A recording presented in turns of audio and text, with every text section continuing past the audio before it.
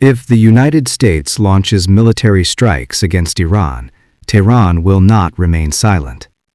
Iran's entire defense doctrine is built around one central idea: deterrence through retaliation. Iran cannot match American conventional military power plane for plane, ship for ship, but it doesn't need to. Instead, its strategy is designed to raise the cost of war so high that any attacker must think twice before escalating further. So what would Iran actually do? First, missiles. Iran possesses one of the largest ballistic missile arsenals in the Middle East. These missiles can reach Israel and nearly every major U.S. base in the region, from Iraq and Syria to the Gulf states. If struck, Iran would likely respond quickly with waves of ballistic and cruise missile launches aimed at U.S. military bases, regional airfields, strategic infrastructure, and Israeli military targets. The goal would not necessarily be total destruction, but shock, disruption, and deterrence. Second, the U.S. naval fleet. Iran has spent decades preparing for a potential naval confrontation in the Persian Gulf. Rather than building aircraft carriers, Iran developed an asymmetric naval strategy. This includes anti-ship cruise missiles, fast attack boats, naval mines, coastal missile batteries, drones, and small submarines. In a conflict scenario, Iran could attempt coordinated missile and drone attacks against U.S. carrier strike groups, particularly in narrow waterways like the Strait of Hormuz. Now, could Iran sink an American aircraft carrier? That would be extremely difficult.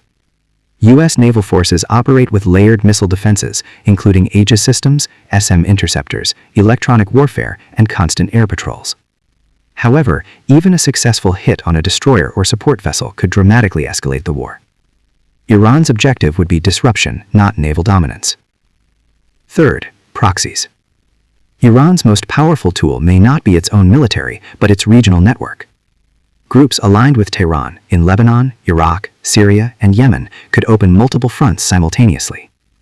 Hezbollah, for example, possesses tens of thousands of rockets capable of striking deep into Israel. Militias in Iraq could target U.S. troops and installations. The Houthis could attack shipping in the Red Sea. This multi-front pressure would stretch Israeli and American defenses and widen the conflict beyond a single battlefield. Fourth, economic warfare. Iran sits at one of the most strategic choke points in the world, the Strait of Hormuz. Roughly a fifth of global oil passes through this narrow corridor. Iran could harass commercial tankers, lay naval mines, target energy infrastructure. Even temporary disruption could send global oil prices soaring, triggering worldwide economic consequences. But there are limits. Iran does not possess a blue water navy capable of sustained fleet combat. Its air force is aging compared to American stealth platforms. And U.S. and Israeli air defenses are highly advanced. Many incoming missiles would likely be intercepted. If Iran escalates too aggressively, especially through proxies, it risks overwhelming retaliation that could severely damage its own military infrastructure. So to what extent could Iran inflict damage? Significant, but not decisive. Iran could cause casualties, it could damage bases, it could disrupt shipping, it could force Israel into prolonged missile defense operations. But it would struggle to win a sustained conventional war against the United States and Israel combined. What Iran can do is raise the cost. And sometimes in geopolitics, raising the cost is the strategy. The real danger is not immediate defeat, it is uncontrolled escalation. A strike leads to retaliation. Retaliation leads to expansion. Expansion leads to regional war. And once multiple fronts ignite, the conflict becomes far harder to contain.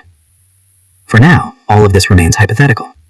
But if diplomacy collapses, the response from Tehran would likely be swift, calculated, and designed not for victory, but for survival and deterrence. NewsTold. Truth beyond headlines.